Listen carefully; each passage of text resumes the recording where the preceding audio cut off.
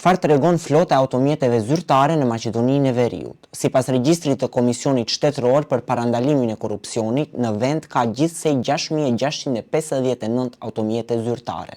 Megjithatë, 15% e tyre, apo 1.009 automjete janë jashtë përdorimit, kurse 179 janë në gjendje të panjohur. Institucioni me më shumë automjete është Ministria e Punëve të Brendshme me 693 automjete. Flota zyrtare përfshin edhe 3 oldtimer nga viti 1967 që figurojnë ende të lëvizshme. Ndërkohë, shteti ka investuar edhe në modelet më të fundit të veturave, pasi 21 vetura janë të vitit 2025. Marka më e përdorur në mesin e automjeteve zyrtare është Peugeot me 532 automjete në total. Sipas të dhënave, viti mesatar i prodhimit të automjeteve zyrtare është viti 2009. Megjithatë, regjistri nuk i përfshin të gjitha automjetet zyrtare.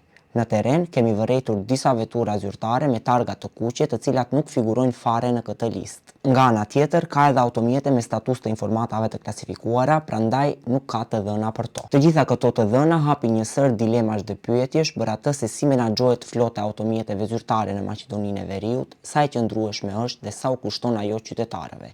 Detajet më të hollësishme mund t'i lexoni në Portal MK.